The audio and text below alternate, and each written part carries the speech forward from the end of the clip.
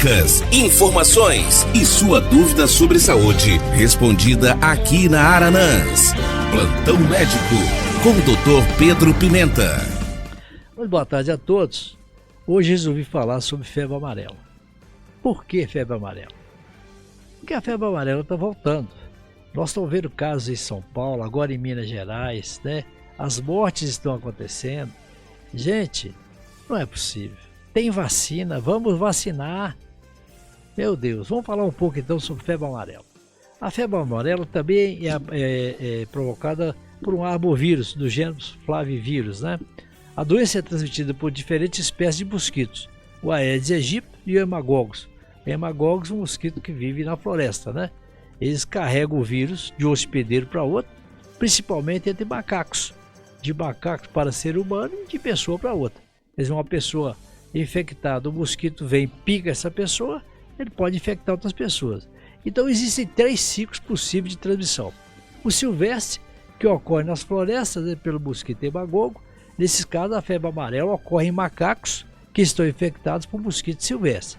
Em seguida, os macacos infectados transmitem o vírus para os outros mosquitos que se alimentam deles. Os mosquitos infectados, então, picam os humanos que adentram na floresta, resultando em eventuais casos de febre amarela. Então, a propagação daqueles que moram perto da floresta. A urbana. Grandes epidemias ocorrem quando pessoas infectadas introduzem o vírus em áreas densamente povoadas, com um elevado número de pessoas não imunizadas e o mosquito Aedes aegypti aí, como está agora. Transmitindo também, igual nós falamos na semana passada, está transmitindo aí tantas doenças como a dengue, por exemplo, a chikungunya, a zika. Nesses casos, o mosquito transmite o vírus de pessoa para pessoa. Os sintomas da febre amarela, em geral, aparecem entre o 3º e o 6º dia após a picada do mosquito.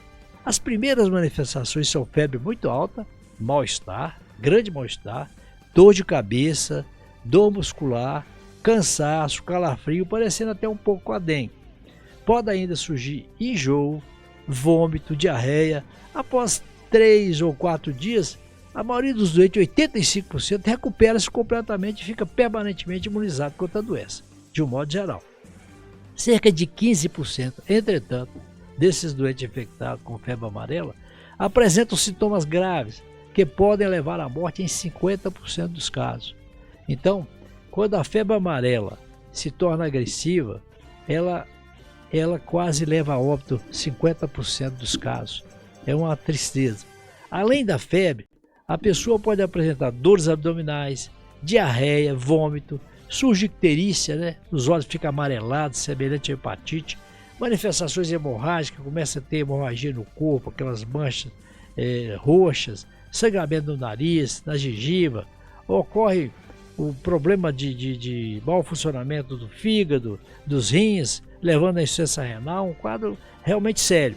Como consequência, pode haver diminuição do volume urinário até anúria, a pessoa não consegue urinar, não tem, entra em insuficiência renal e coma, e morte pode acontecer, em 50% dos casos.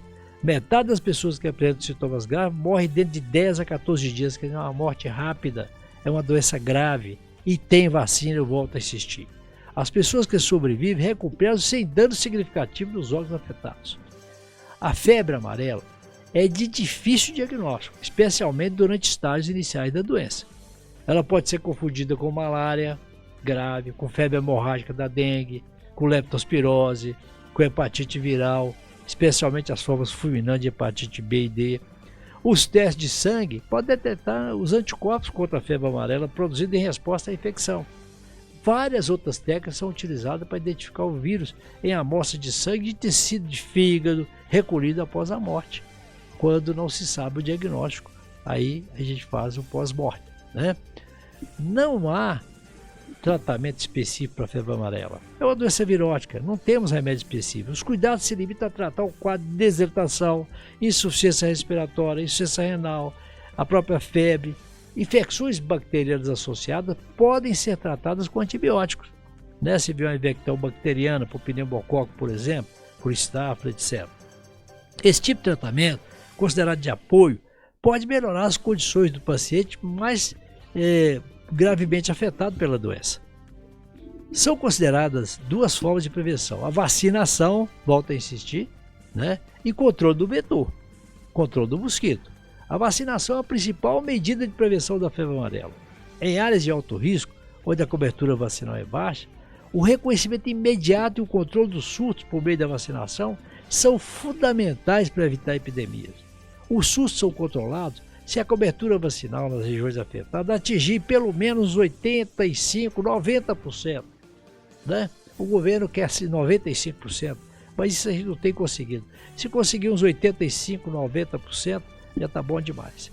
A vacinação preventiva pode ser oferecida pela imunização infantil de rotina e campanhas de massa para aumentar a cobertura vacinal em países em situação de risco, por exemplo aqui no Brasil, bem como para quem viaja para a área endêmica de febre amarela. Ele vai viajar para o exterior, essa vacinação é exigida. A Organização Mundial de Saúde recomenda a vacinação de rotina para crianças que vivem em áreas consideradas de risco para a doença. A vacina proporciona imunidade eficaz contra a febre amarela dentro de 7 a 10 dias, para mais de 95% dos vacinados. Veja que vacina extraordinária. Então a pessoa vacinou, vai viajar, tem que esperar 10 dias para ver a pega da vacina. Uma única dose, tem isso, é suficiente para conferir a imunidade por toda a vida, não sendo necessário dose de reforço. Vejam bem que simplicidade. Efeitos colaterais mais sérios são extremamente raros. A vacina deve ser feita em crianças, né, de 9 meses de vida, com reforço aos 4 anos, para as crianças, né? Os adultos não têm, é só uma dose única.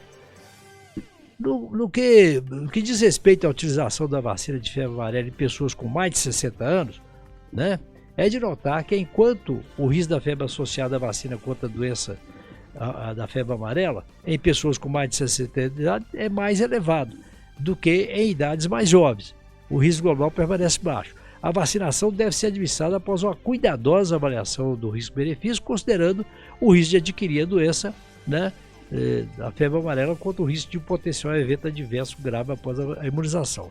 Porque a imunização de febre amarela para mais de 60 anos, às vezes pode trazer alguma preocupação, né? Então aí tem que haver uma avaliação médica para esses pacientes idosos se vacinarem. Outros grupos para os quais a vacina não é recomendada incluem as gestantes, salvo em momento de surto, né?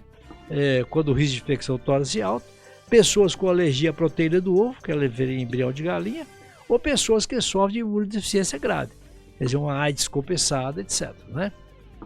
Em algumas situações, o controle do mosquito é vital até que a vacinação ocorra, principalmente em áreas urbanas. O risco de transmissão da febre amarela pode ser significativamente reduzido pela eliminação de potenciais criadores do mosquito, como eu falei aqui da dengue, a aplicação de inseticidas, né, na própria água em que os mosquitos se desenvolvem em seus estágios iniciais, a combinação de estratégias de aplicação de inseticida para eliminar os mosquitos, já em sua fase adulta, com campanhas de vacinação de emergência, tem se mostrado eficaz durante as epidemias urbanas para reduzir ou interromper a transmissão da febre amarela.